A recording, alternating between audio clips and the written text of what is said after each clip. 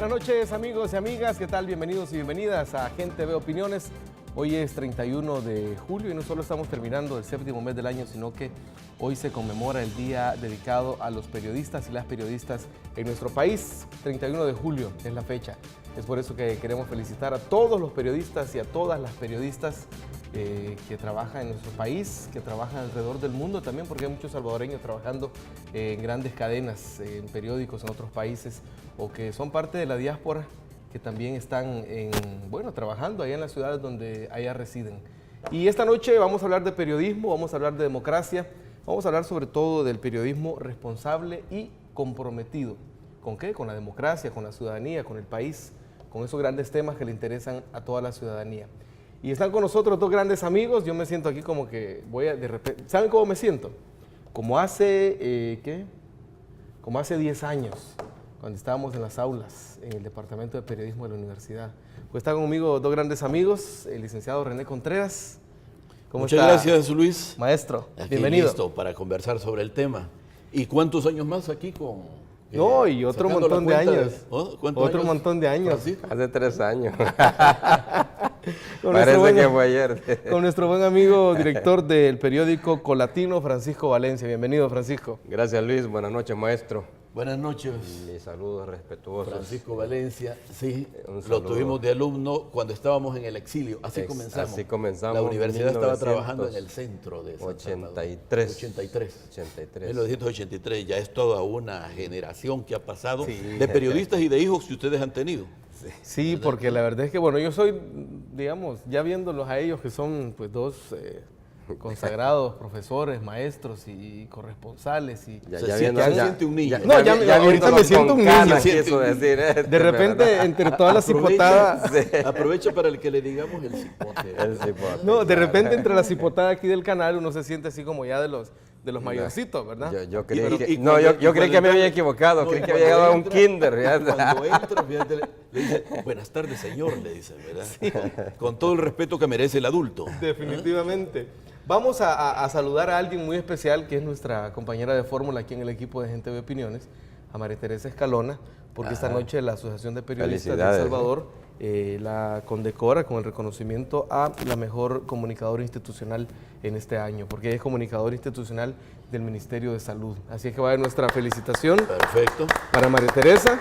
Nos sumamos. Queremos mucho. Nos sumamos. Una alumna más también del Departamento También, de Periodismo. sí, porque con María Teresa estudiamos ahí entre el 93 y el Fueron 2000. compañeros de... Fuimos pero compañeros, entramos ¿de año juntos. también? Sí, de Ah, sí, año. bueno. Entramos Sí, juntos. sí, pues lo recuerdo a todos ustedes. Así es que nos sentimos también muy contentos por eso.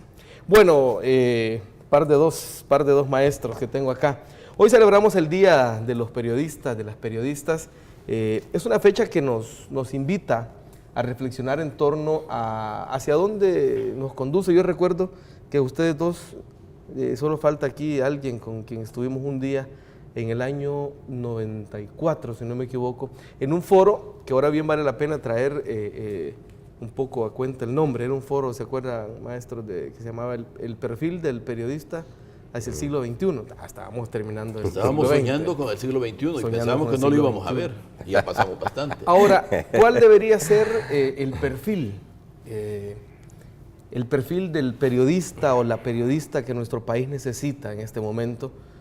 Sobre todo porque estamos viviendo tiempos de cambio, estamos viviendo tiempos de transición y obviamente no es el tipo de periodismo que se necesitaba, digamos, en el conflicto armado, ni es el tipo de periodismo que se necesitó durante el proceso de democratización. ¿Cuál debería ser el horizonte que deberíamos tener los periodistas y las periodistas? Bueno, hay varios aspectos en los cuales tenemos que tomar en cuenta pensando en el periodista del 2014 en adelante.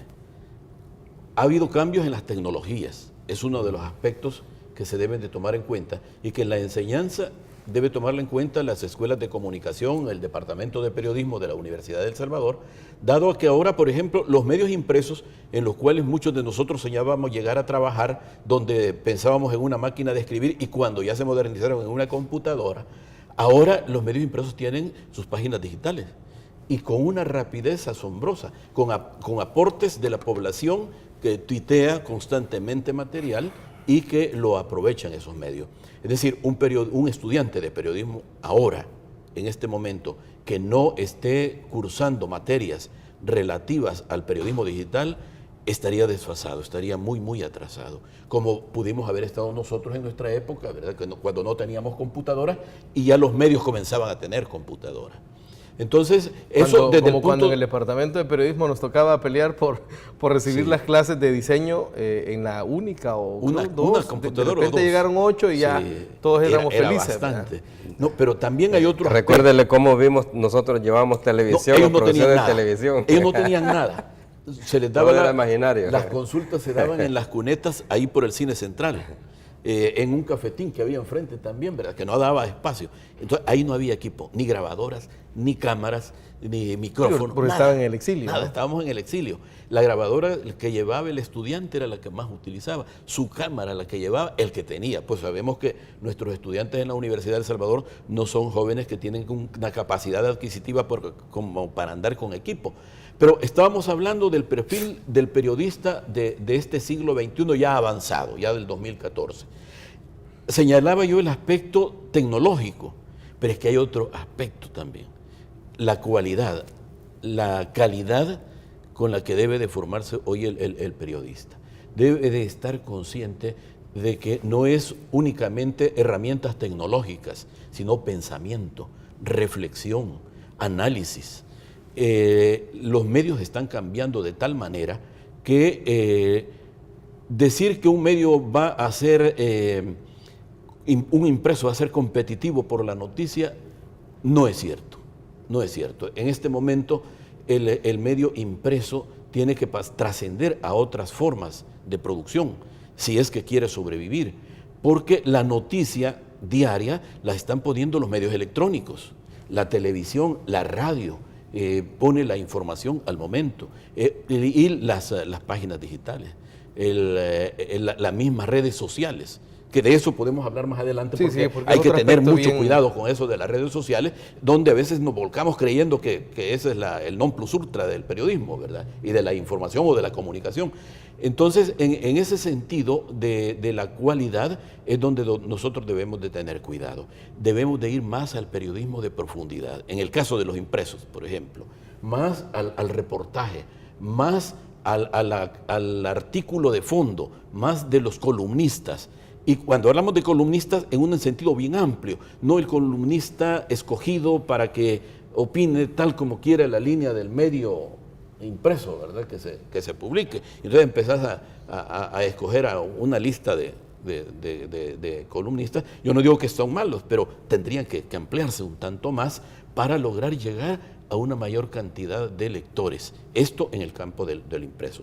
La televisión y la radio también tendrán que actualizarse en ese sentido, pero le damos la oportunidad a Francisco, ¿cómo lo ves vos? Él tiene la experiencia de Colatina. Yo estaba interesado escuchando al maestro, sí, la cátedra. No, a ver, yo quizás agregaría o abonaría en la misma dirección con la que ha hablado el maestro Contreras, que recordemos que el periodismo es parte de un fenómeno social, o es un fenómeno social, y como fenómeno obviamente es cambiante, y como fenómeno obviamente exige cada momento irse adecuando, adaptando a ciertos momentos. Yo recuerdo, por ejemplo, que cuando llevábamos televisión en la universidad, la televisión se miraba como el peligro para el impreso, ¿no? Para los periódicos.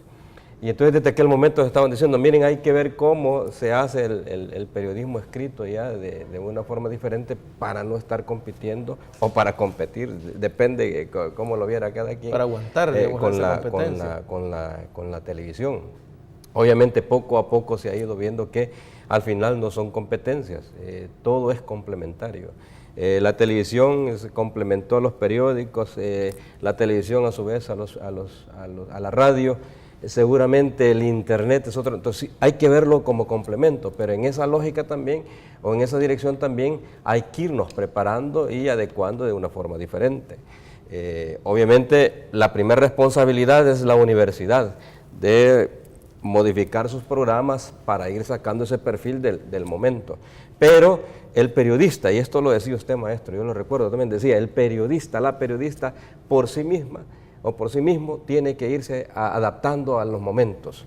Es decir, el periodista que sale a la universidad y se sentó a hacer las entrevistas y no volvió a ver un libro de las nuevas producciones, con las nuevas tecnologías, como ha dicho el maestro aquí, con lo que vaya apareciendo, miren, es un periodista que va a estar desfasado. Entonces, es una obligación, perdón Luis, es una obligación, por un lado, la universidad que debe ir adecuando. Claro, la universidad siempre es más tardada. ¿Por qué? Porque cuando viene a adaptar el nuevo programa cada 5 años, ese pensum ya está caduco, y entonces el periodista diariamente, con el trajín diario, tiene que estar actualizándose por sí solo. Porque el medio evoluciona más rápido que la universidad, ¿no? Quizás no el medio, sino que las realidades, los momentos, las coyunturas, van apareciendo nuevas cosas, que igual, por ejemplo, con eso del Twitter, del Facebook, ¿quién se le iba a ocurrir hace 10 años que eso era necesario? Así que nadie pensaba en eso, y algunos nos resistíamos a andar a meternos en ese asunto, pero al final hemos terminado en el Twitter, hemos terminado en el Facebook. ¿Por qué? Porque nos dimos cuenta que es otra forma de estar cerca de la realidad, es otra forma de aproximarnos a la realidad, y que es necesaria. Voy a pedirles que nos acompañen a una pequeña pausa, vamos a regresar. Estamos hablando de periodismo, estamos hablando de democracia, estamos hablando del periodismo comprometido. Y cuando regresemos vamos a hacer tal vez si podemos lograr hacer una pequeña radiografía, digamos, de cómo estaría en este momento el ejercicio del periodismo en nuestro país. Una pequeña pausa y ya regresamos con más.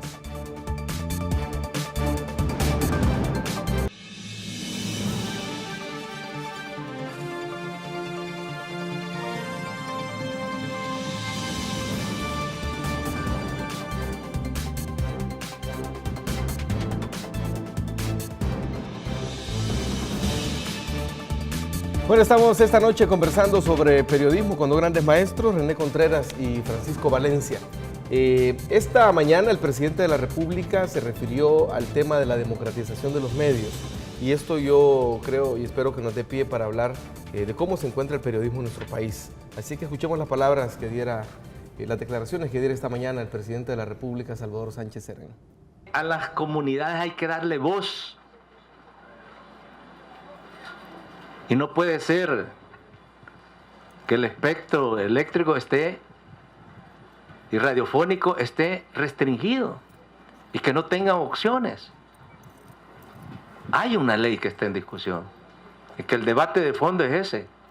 Ese es el debate de fondo. Pero todo este proceso de democratización tiene que hacerse en base a las leyes. Todos los medios de comunicación están en la CIGET, y allí están discutiendo lo del famoso Canal 11, y han presentado demandas, y esas demandas están siendo analizadas. Ya todos los medios de comunicación se han unido. La presidenta se ha reunido con ellos de esa autónoma y está siguiendo todo el proceso de ley para asignar o no asignar, pero todo se hace en el marco de la ley, en el marco de la legislación. Entonces, cuando yo me refiero a que hay que democratizar las comunicaciones y los medios, me refiero también a que necesitamos darle voz a estas comunidades. Bueno, así se refirió esta mañana el presidente de la República al tema de la democratización de los medios.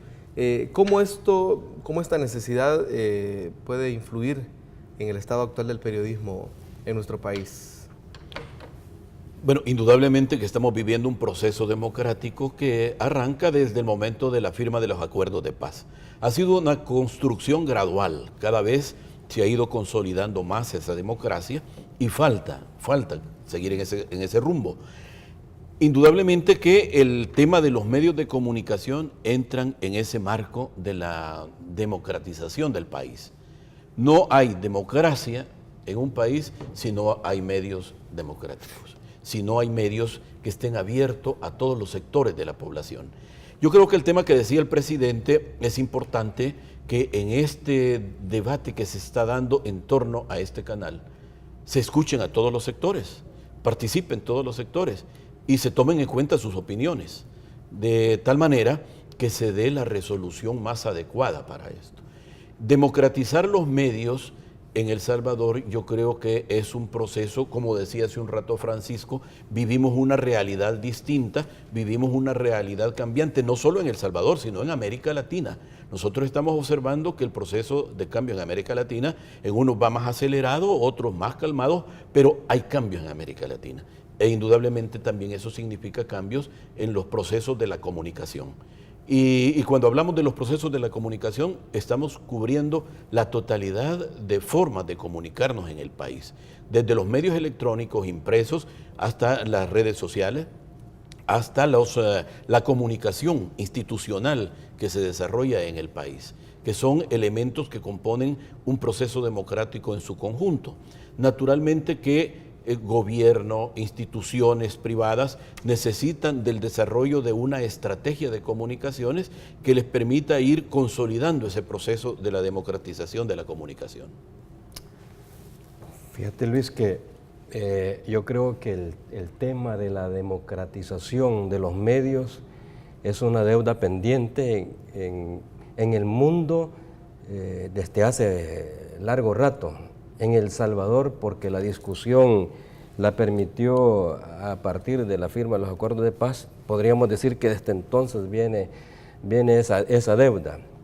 Yo recuerdo que en 1991, cuando el FMLN y el gobierno negocian el tema de los derechos humanos, ahí estaba precisamente el tema de la libertad de expresión y hay un capítulo en el acuerdo de paz que habla sobre la democratización de los medios.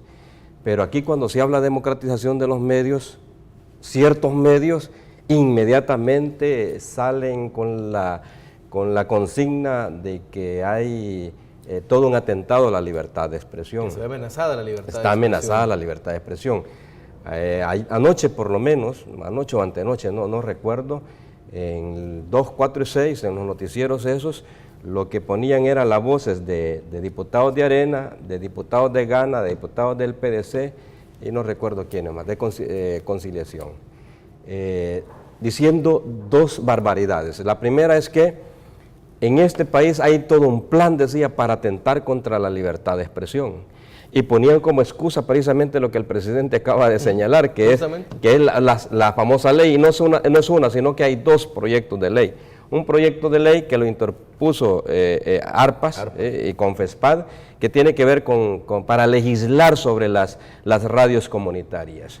Y el otro es sobre el anteproyecto de medios públicos que presentó David Rivas cuando fue secretario de Comunicación. Esos son los dos proyectos. Y creo que también relacionaban lo del impuesto a los periódicos. Ese es el otro, ese era el otro. Que fue aprobado, por cierto, ayer. Esta madrugada, mejor dicho. Lo que buscaban cuando los periódicos les iban a obligar a pagar el impuesto sobre la renta era atentar contra la libertad de expresión. O sea, ¿cómo con esa concepción de los grandes medios se puede avanzar hacia la democratización del país? O sea, digo yo, eso lo tenemos una deuda y viene desde el 92 de los acuerdos de paz y hasta hoy se le había dejado tranquilo, salía el tema, salía nosotros en contra y entonces quedaba engavetada la idea por lo menos. Hoy son los anteproyectos que están ahí. Espero que no permanezcan mucho tiempo en la Asamblea Legislativa, pero es necesaria la democratización. Y cuando se habla de democratización de los medios, en un país, en el caso de El Salvador, sí, se está hablando también de la existencia de medios públicos, medios privados, y comunitarios. Es decir, se puede convivir. Hay países en los que se incluyen incluso los medios experimentales, que digamos son los de las universidades, y que son de prácticas, o culturales también. ¿Verdad? Que incluso en la ley actual existe el referente de la figura de los medios culturales. Esos incluso no tienen mayor problema de ser aprobados, ¿verdad? Porque no necesitan ir a una subasta. En el caso de la Universidad de El Salvador, cuando se le aprobó en el periodo del gobierno de Saca, creo que fue, se aprobó la frecuencia en AM, se le aprobó como medio cultural. Es el 1600, ¿verdad? 700 kilociclos, creo, en AM. En AM. Pero precisamente por ser un medio cultural, no tiene ni que ir a subasta ni nada, simplemente la CIGED lo aprueba como tal. Ahora, decía yo que lo de la democratización y otras cosas, por supuesto, son deudas históricas. En 1969, y usted se recordará, maestro, yo por eso traje este libro, que se conoció como el informe de la Comisión McBride, pero el libro se llama Un solo mundo, múltiples voces. ¿Qué decía esto? Este es un informe un estudio que encargó la UNESCO y que lo desarrollaron 16 intelectuales, entre ellos García Márquez, Cian McBride, por eso es que el informe se llama el informe de la Comisión McBride.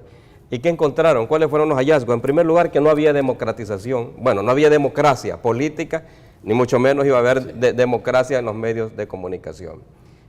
Y esto tiene que ver con lo que usted decía al principio. La democracia se sustenta también en la existencia de la libertad de expresión, en la existencia de medios libres, medios independientes, ya en estas alturas de las tres modalidades de medios, privados, públicos y comunitarios.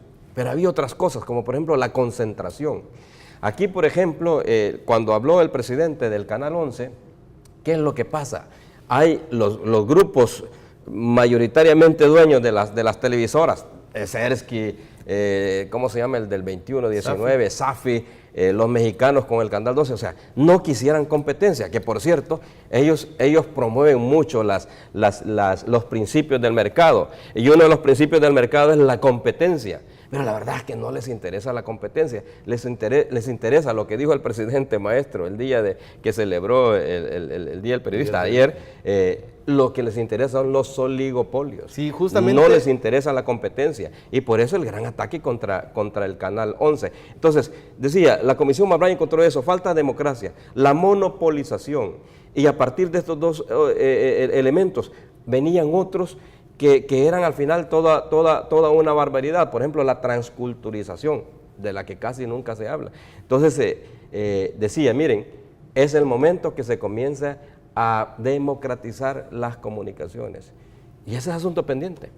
Ojalá que en este gobierno, si no nos dejemos, y este gobierno no se deje asustar por el discurso de Aster, por el discurso de los magnates de la televisión, y se meta a discutir seriamente este asunto, porque sí es importante, además es una necesidad social. Y justamente esta reacción o estas declaraciones del presidente fueron provocadas por la insistente pregunta de dos periodistas de la telecorporación, que llegó una periodista del 6, pregunta, ¿a qué se refiere con oligopolios? ¿A qué ejemplo nos puede dar? Y como el presidente no se dejó embaucar, no respondió de una manera muy inteligente, ahora la pregunta de otro periodista, digámoselo nosotros, y repitió la misma pregunta. Es decir, tenía un encargo de provocar alguna reacción que, bueno, el presidente no cayó en ese juego. Vamos a hacer otra pequeña pausa y ya regresamos con más aquí en Gente de Opiniones. Estamos hablando de periodismo.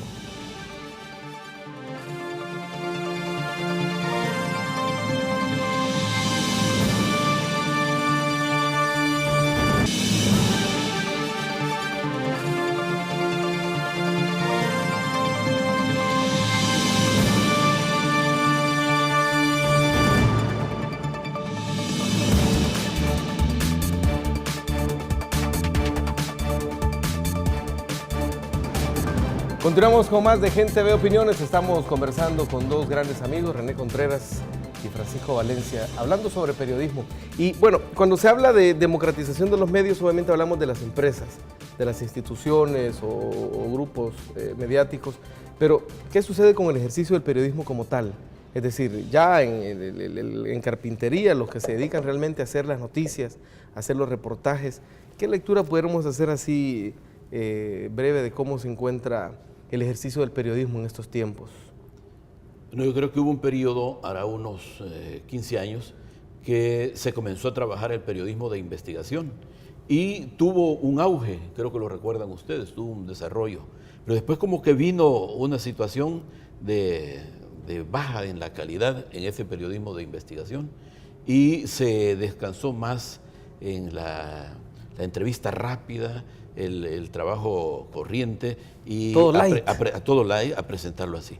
Y no solo eso, sino que se ha caído en una situación un poco informal de fundamentarse en la búsqueda de la información a través de las redes sociales, lo cual es muy peligroso, Las redes sociales pueden ser una alerta para un periodista, para indicarle que algo está sucediendo en algún lado, pero él tiene que comprobar y buscar.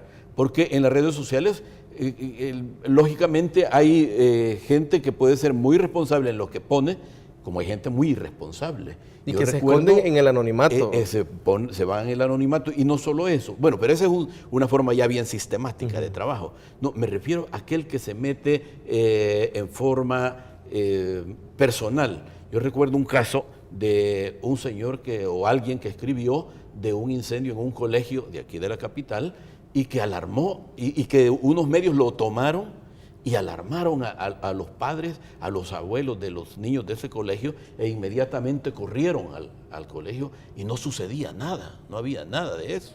Y en otros países se han dado casos similares. El caso de la supuesta muerte de la hija de Raúl Castro, que fue por un Twitter, ¿verdad? Exacto. Entonces, ahí es donde entra una responsabilidad de los periodistas en no confiar demasiado en lo que las redes sociales ofrecen. Allá cada quien si tiene acceso a Internet. Porque hay otro problema en esto de las comunicaciones.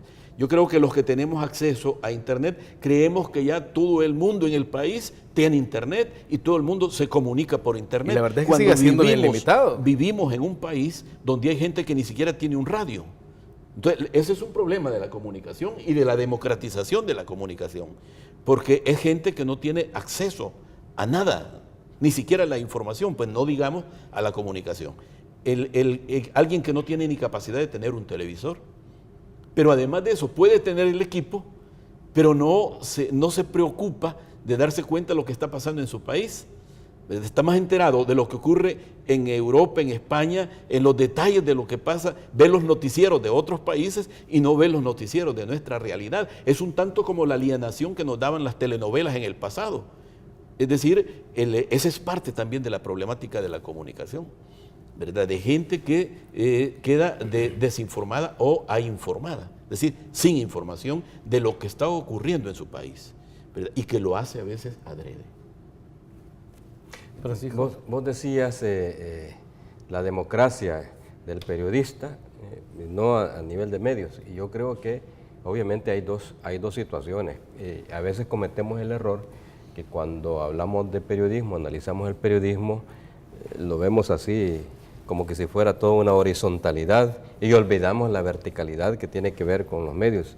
Y hay que hacer esa separación, obviamente, ¿verdad? Porque una cosa son los dueños de los medios, los editores de los medios, y otra cosa son los periodistas. Y vos ponías un ejemplo, Luis, de esos dos colegas de la Telecorporación salvadoreña que insistían en una pregunta tendenciosa, obviamente, hacia el presidente de la República. Está claro que no era idea de los periodistas preguntar eso, fueron obligados a preguntar eso. Y eso continuará, sobre todo que no sé si se va a lograr esos niveles de independencia de los que siempre se habló del periodista en el medio, de esa famosa cláusula de conciencia, si algún día la podemos desempeñar en un medio. Pero yo creo que algo decente sí se puede hacer. No sé, quizás yo le escuché en una charla a usted, maestro, y decía que en la medida que el periodista se forme bien, va a ser necesario para un medio. Y cuando ese periodista se vuelve necesario para ese medio, en ese sentido van a respetar más su trabajo, van a respetar su democracia, van a respetar más su libertad. Pero no sé si con la abundancia que hay también de la oferta de periodistas se puede ir logrando eso, porque se va uno y hay 10 en la fila. Entonces hay muchos aspectos que habría que ver, pero en todo caso yo creo que sí, y para eso nos forman en la universidad, que las cuestiones éticas, la responsabilidad, yo creo que sí debemos tratar e intentar ejercer esa responsabilidad a la hora que estamos haciendo nuestro trabajo periodístico. Ahora, ¿con qué tiene que estar comprometido el periodista o la periodista?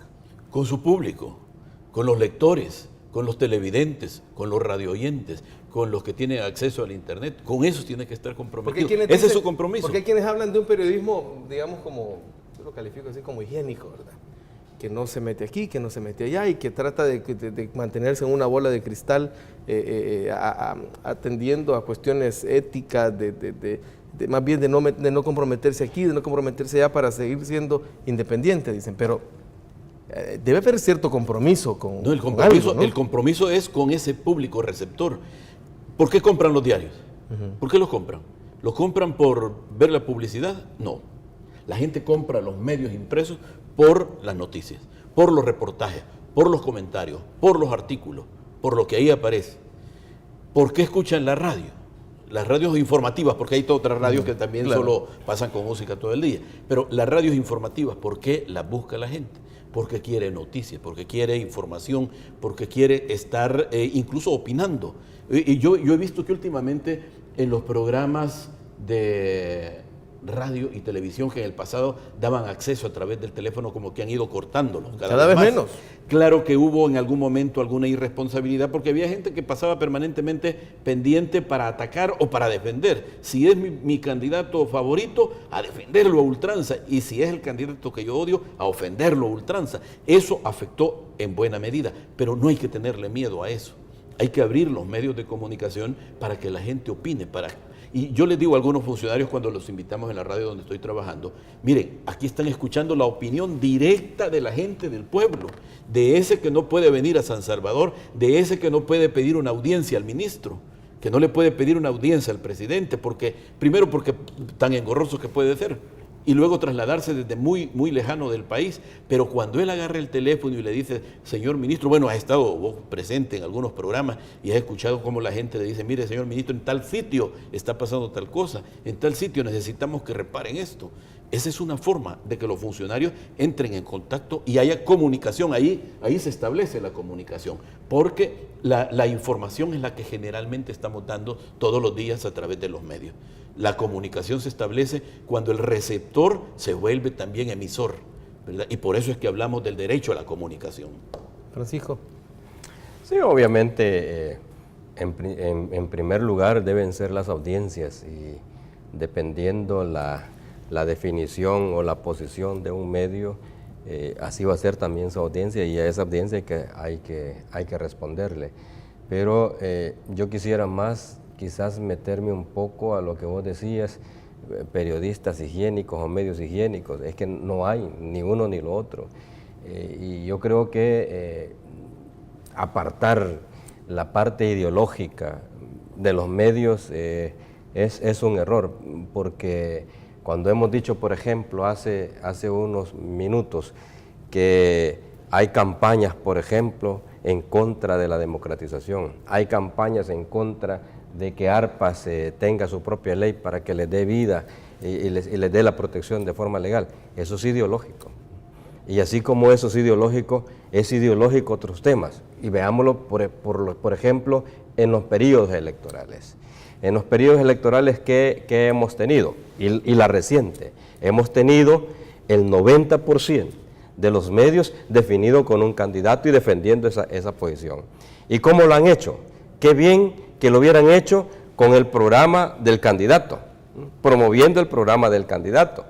Y yo creo que eso sí es legítimo. Y ahí es donde tiene que ver con la responsabilidad. Su público es de derecha. Bueno, hay que hacerle un buen periodismo al público de derecha. Igual nosotros, digo yo, de izquierda, debo tratar de hacer algo decente, algo muy profesional, algo serio para mi público de izquierda. Yo creo que eso es fundamental. Y si quiero respetar yo a mi audiencia. Pero ojo, ¿qué es lo que encontramos? Mayoritariamente lo que encontramos son una cantidad, una ensarta de mentiras. Los temas electorales es el ejemplo clásico nuestro de que nosotros no hemos avanzado mucho en esa definición de respeto a nuestra audiencia. Porque ¿qué respeto a nuestra audiencia va a ser cuando viene?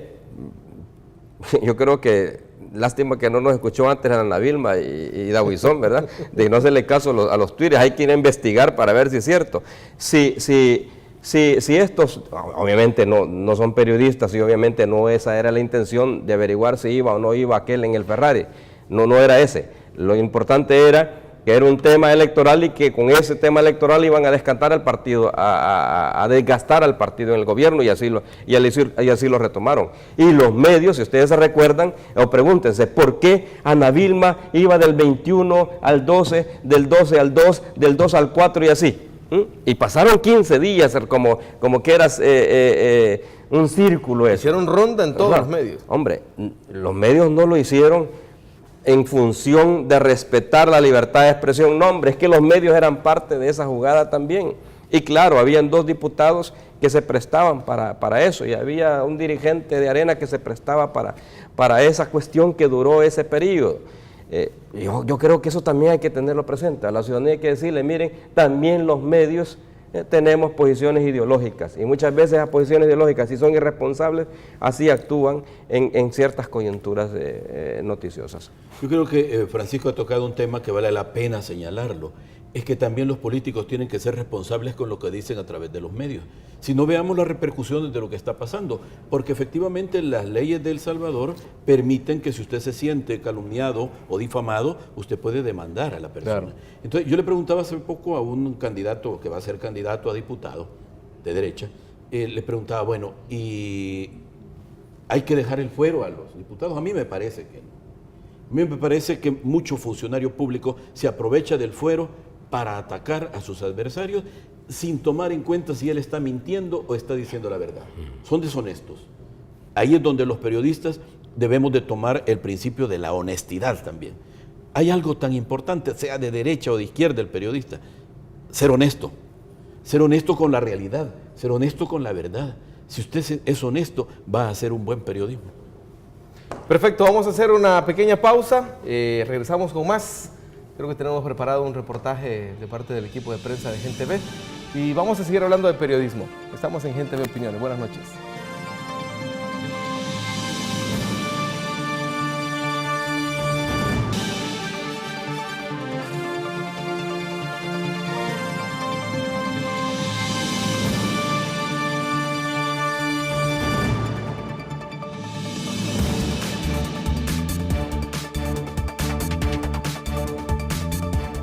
Gracias por continuar con Gente Ve Opiniones. Estamos conversando sobre periodismo y democracia.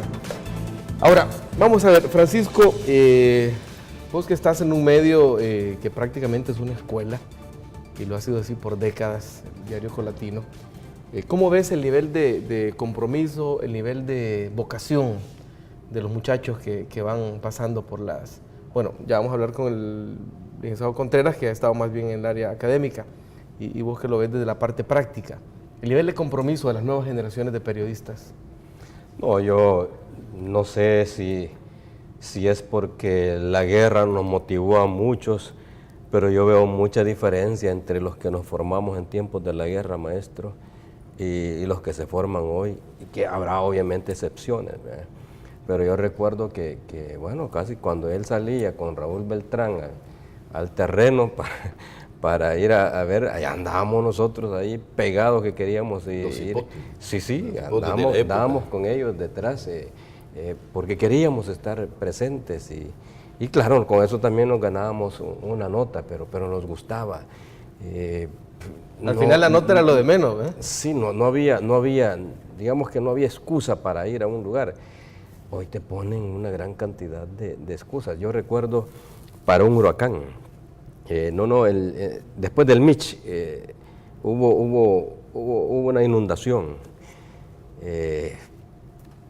Del diario, solo 2 querían ir ahí, una mujer y un hombre, que por cierto uno de ellos le van a dar hoy un premio también en la APES a Ricardo Segura, que es un fotoperiodista.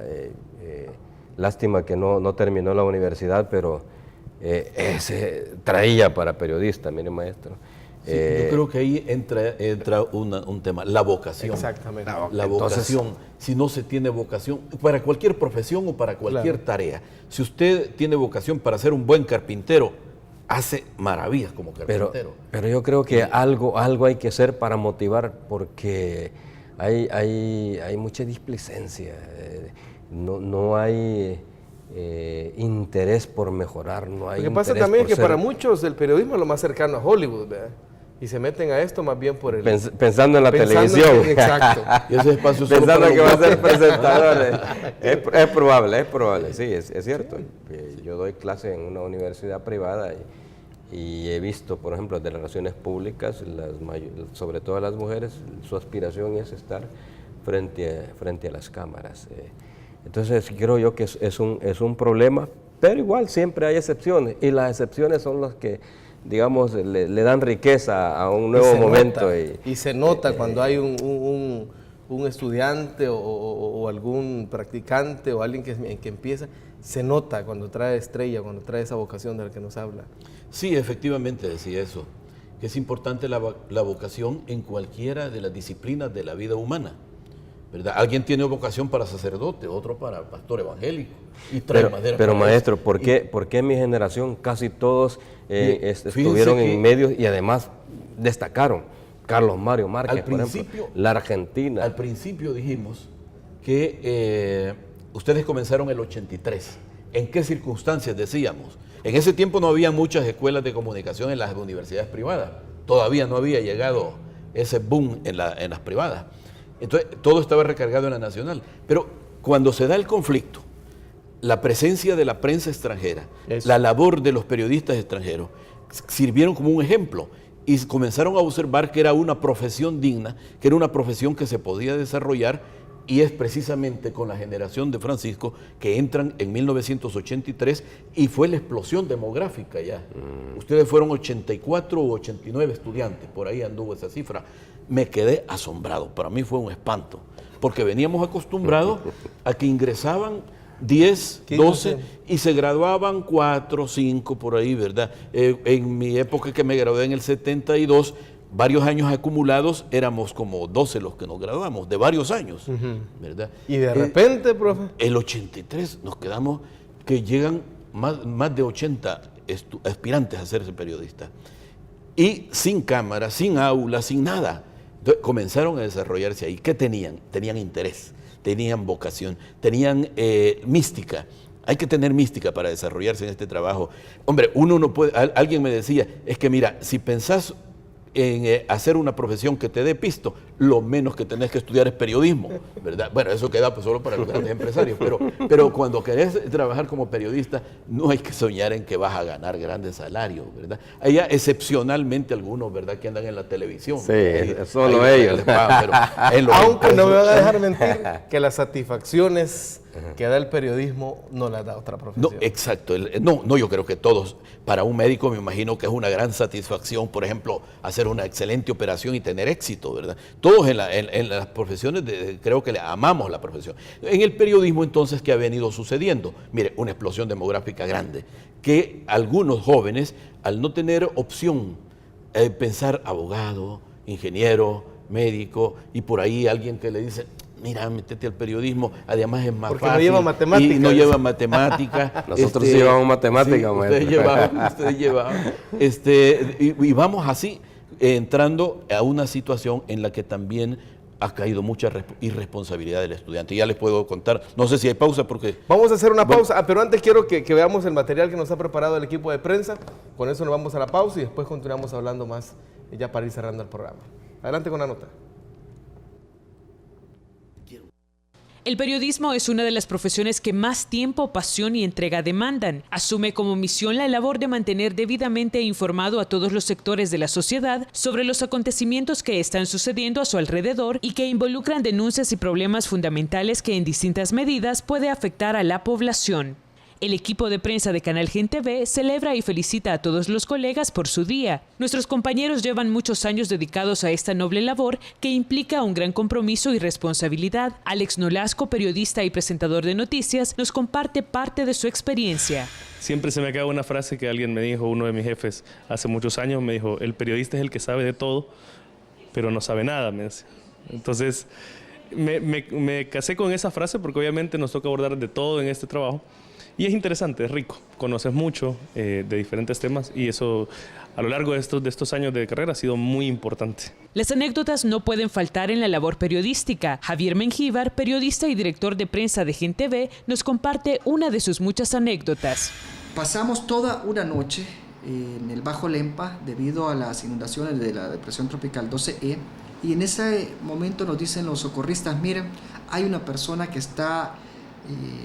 con su columna fracturada porque al tratar de protegerse de la inundación se subió a un árbol y se quebró la rama y cayó en el techo de su casa. En ese proceso de rescate de esta señora yo también perdí los pantalones Entonces, son parte de las cosas, de los riesgos que uno lleva, pero en ese momento tú te olvidas de que has perdido tus pantalones, de que estás con el agua hasta la cintura, sino que tienes una meta. Y al final, lo que quedó de mis pantalones, pues sirvió de cabecera para esta señora que venía con la columna fracturada. Salió a recibir asistencia médica a un hospital, logró recuperar, porque supe posteriormente que no le quedó ninguna lesión que le impidiera movilizarse. Y yo creo que esas son una de las anécdotas que más me marcó, porque logramos fungir una misión, porque allí no solo, en este trabajo, el deber no solo es informar, sino también en algún momento sumarte, formar parte de. Para los periodistas de todos los medios de comunicación, muchas felicidades en su día.